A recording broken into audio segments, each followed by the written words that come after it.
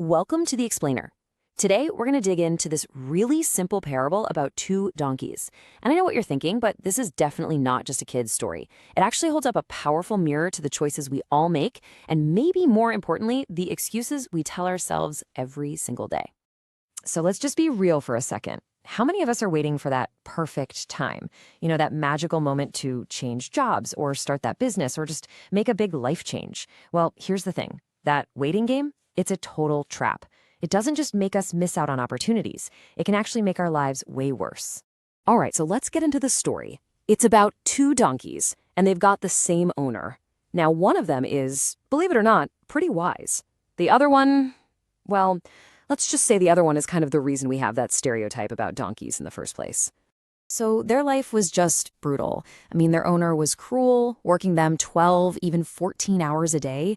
Didn't matter if it was raining, snowing, whatever. And all of this on just scraps of food. The only break they ever got was being tied to a stake out in the forest to graze. It wasn't really a life, it was just a slow, miserable existence. But then, one day, something happens. Maybe it's luck, maybe it's fate. Their owner gets a little careless and doesn't hammer the stakes into the ground properly. All it takes is a little tug on the rope, and boom, the stakes pop right out. Just like that, the door to freedom is wide open. And this is the moment where everything changes. The first donkey sees his chance immediately. He's like, this is it. Let's go. Anything has got to be better than this life. But the second donkey, he's completely frozen by fear. He says, are you nuts? We'll starve out there. We'll have to come crawling back, and then the owner will literally work us to death. The first donkey wasn't having it, though. He looked at his friend and said, look, I'm going. The choice is yours. The second donkey refused to move, and so the first one bolted for freedom, while the second one just stood there right next to his loosened stake, waiting for his master to come back. Okay, so let's jump forward in time. 2 years go by. What do you think happened to these two? For the donkey who stayed behind, life turned into an absolute nightmare. With his friend gone, the owner just piled all that work onto him. So now he's doing the work of two donkeys for the same tiny amount of food. 2 years later, he's just a shell of what he used to be, weaker, thinner, and completely broken. So that's the story. But the real punch isn't just in the tale itself, it's in what everything symbolizes. So let's break it down and decode the lessons that are kind of hidden in this fable. First up, let's talk about that stake, the kata, as it's called in the story. This isn't just a piece of wood, it's a really powerful symbol. It represents anything that holds us in one place. That dead-end job, that toxic relationship, that comfortable but totally unfulfilling routine. It gives you just enough security to keep you from panicking, but it also stops you from ever really living. So years later, the two donkeys actually run into each other again. The first donkey, who's now healthy and free, is just horrified to see what's become of his old friend. And he asks the question that we're all thinking. You had the exact same chance I did. Why didn't you take it? Why on earth did you stay? And the second donkey's answer, oh man, it's the most incredible part of the whole story. He says, well, you see, the owner has a daughter. She's terrible in school, and he's always yelling at her, if you don't start studying, I'm going to marry you off to that donkey. And then he says, so I was waiting. I figured one of these days he'd have to do it. Can you believe that? This is what the story calls the owner's daughter. It's a symbol for the totally absurd, impossible fantasies we create for ourselves just so we have an excuse not to act.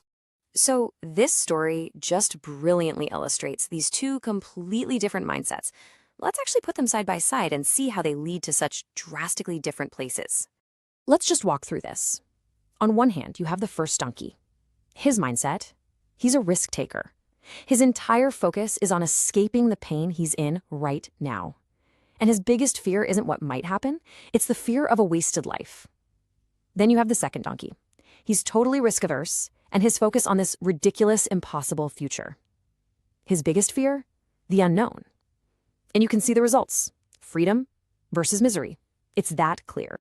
The first donkey's logic was actually pretty profound. He said, my life was so bad. The only thing that could possibly be worse was death. So I was willing to risk dying, but I was not willing to accept living like that anymore. He understood this huge truth. The certainty of a miserable life is way, way worse than the uncertainty of trying for a better one. Okay, so what's the takeaway for us? This story isn't really about donkeys, right? It's about learning to recognize that one moment when you have a chance to act. The truth is, we all have an owner's daughter in our lives. It's that flimsy, irrational hope we use as an excuse to stay put. It's that little voice in our head that says, just 15 more years till the pension kicks in, or my boss will definitely notice all my hard work someday, or the classic, things will just get better on their own.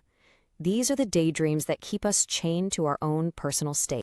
And that is the key takeaway, right there. An opportunity is just a loosened stake. It's that little crack in your routine, that lucky break, that moment of clarity.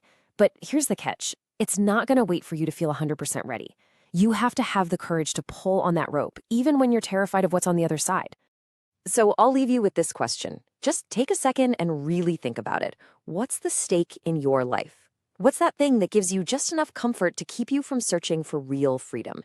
And maybe more importantly, what's your owner's daughter? What's the absurd little fantasy you're telling yourself to justify not pulling that stake out of the ground right now?